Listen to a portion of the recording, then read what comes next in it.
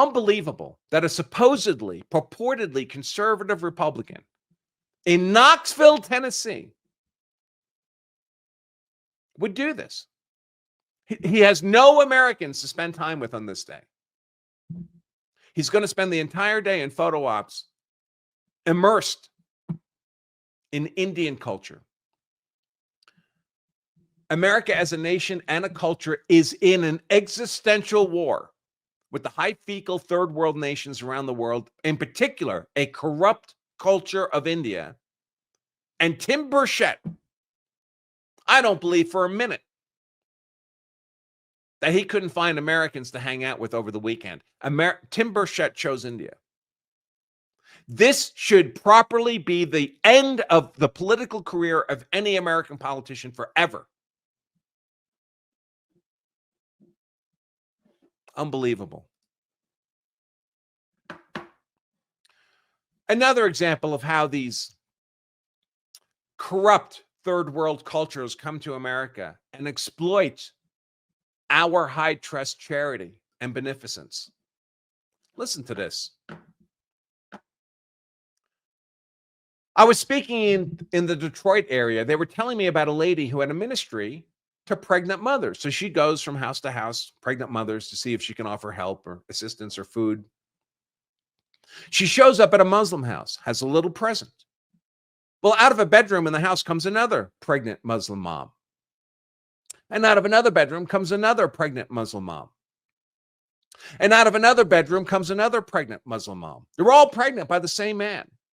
He's practicing Sharia law in this house in America. He bought a bunch of houses on the street. He's got a wife in each one. The wives all go down to the welfare office and say their husband's not around. He abandoned them.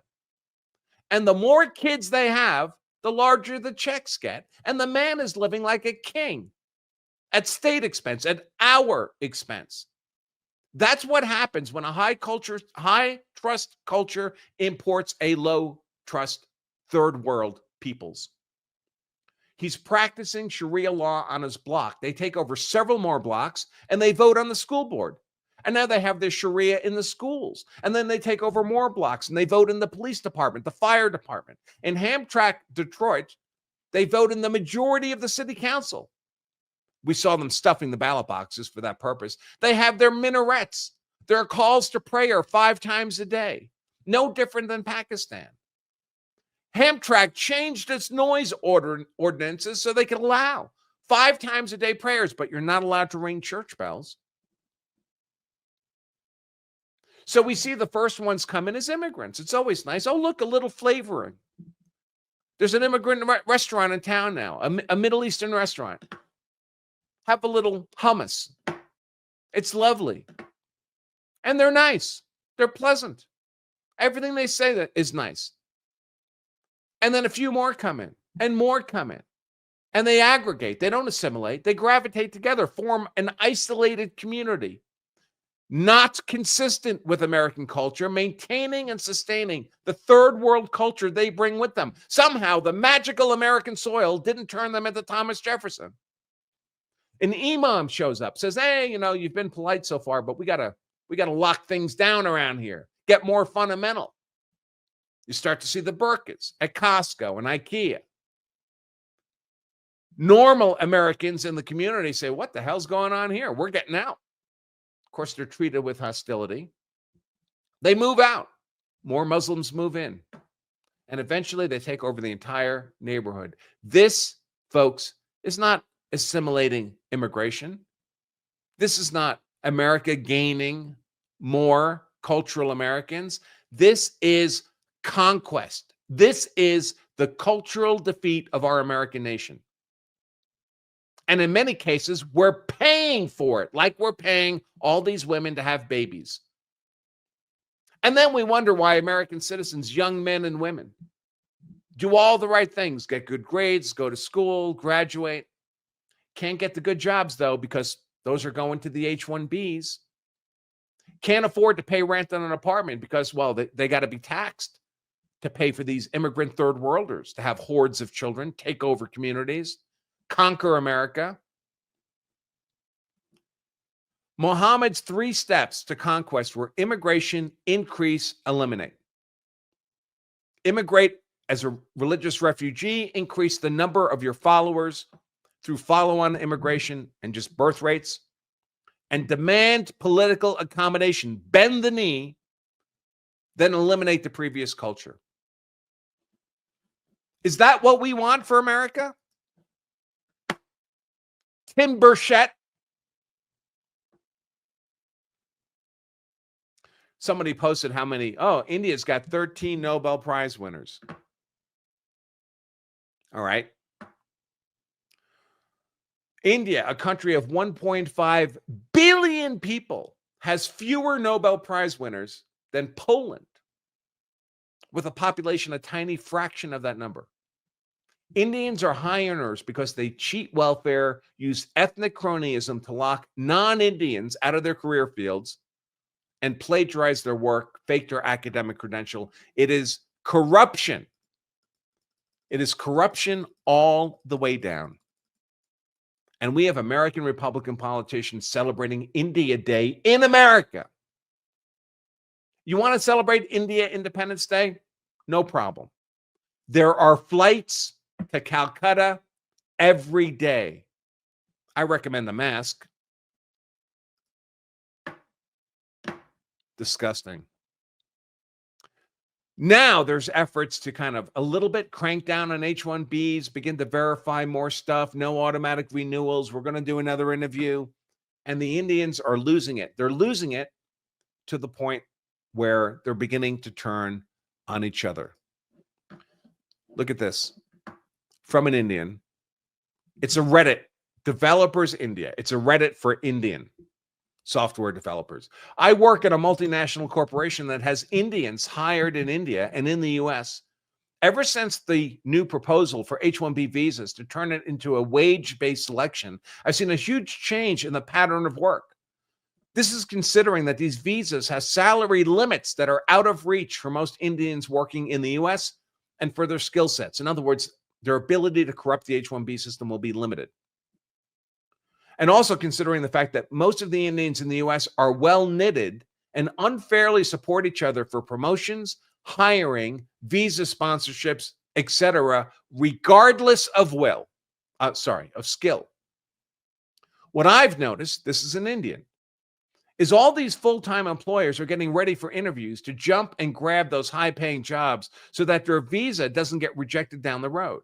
What I've noticed is that employees are spending office hours trying to skill up, get sharp, make side projects or AI-based projects that they don't actually produce, more corruption, more fraud, all while neglecting actual work and the entire tree of management dumping the work on Indians in India.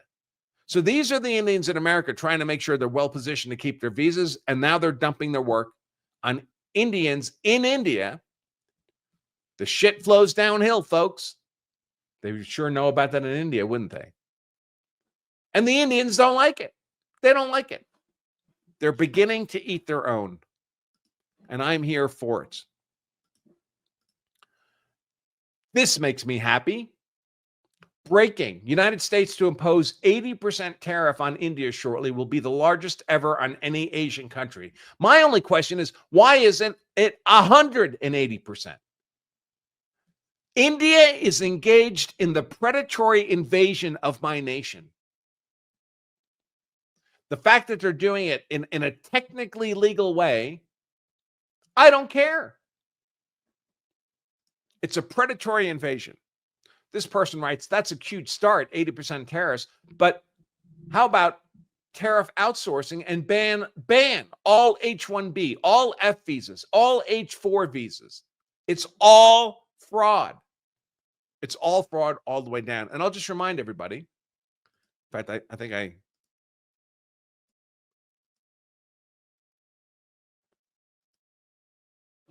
thought I had a separate tab on this. I noted elsewhere that America's greatest heights of military, political, economic, foreign policy, supremacy in the world were during a period of low migration. And migration from the third world was effectively zero. What migration was occurring from Western Europe. Now look what's happening. The whole right part of that. Why?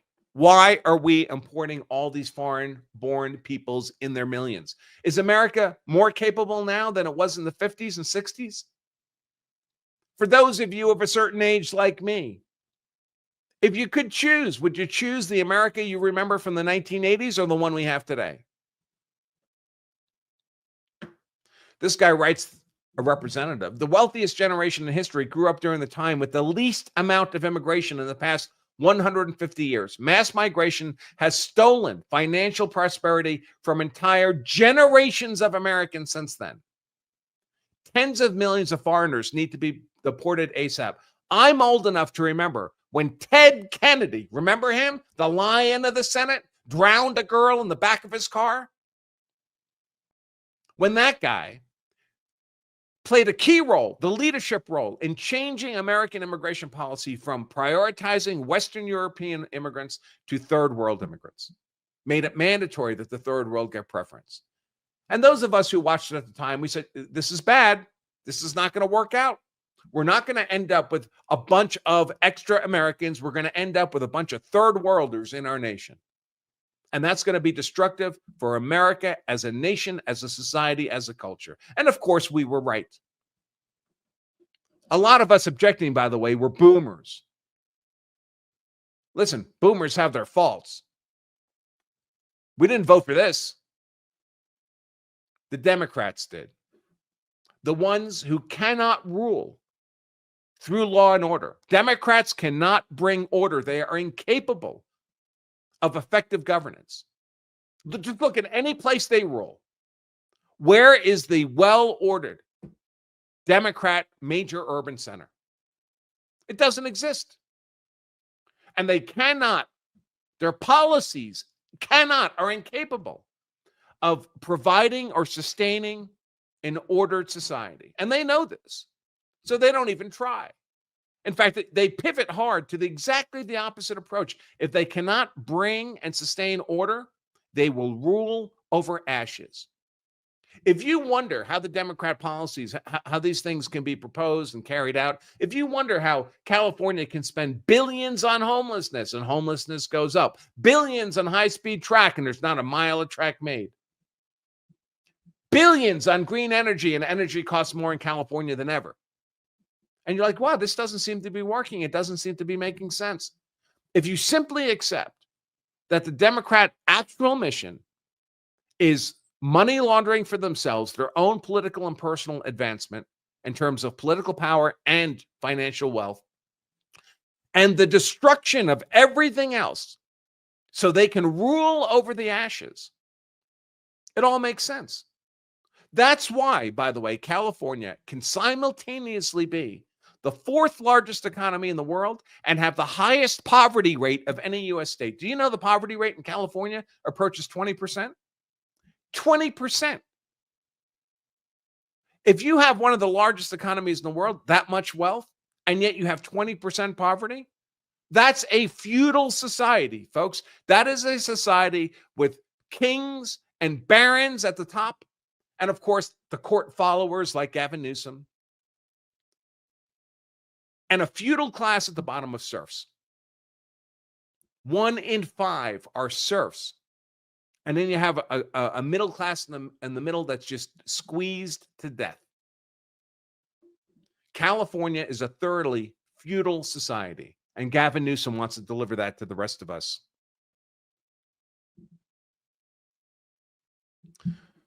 This guy writes, H-1B, Siddharth. Traditional. Remember the Siddharth who signed the Declaration of Independence? Remember him? Siddharth. He wants to defend H-1Bs. He says, H-1B has flaws, but the outrage around it is disingenuous. Let's get real. And the argument he's going to make is H-1Bs, they're not the real problem because all these other visa programs are broken even worse. That sound like a compelling argument to you? He writes, let's get real. 1, diversity visas alone supply up to 55,000 green cards annually, yet they stir zero outrage because they're much less skill-based. Why is this an excuse for H-1B corruption? That we have a separate visa program that's importing 55,000 on green cards without considering skill? Why is it okay to have a pile of shit on your dining room table just because there's a bigger pile of shit on the coffee table in the living room? That's not an argument. So much for the Indians being brilliant. 2, family-based immigration makes up over 65% of total green cards, far outpacing employment-based limits, and directly impacts welfare systems. Every H-1B who comes into this country, supposedly a high-skilled worker, engages in family-based immigration. They all bring over 10, 12, 15 family members. H-1Bs are doing this. This is not a reason we shouldn't be worried about H-1Bs. It says employment-based green cards account for just 17% of new green cards. Okay, I tell you what. I've got a counter proposal.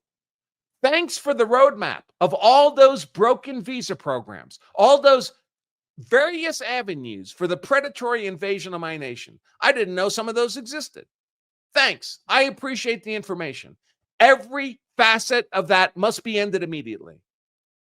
Stay the F home, stay in India, whatever third world hellhole you come from, Mexico, Venezuela, Haiti, Djibouti, Sudan, India, Pakistan.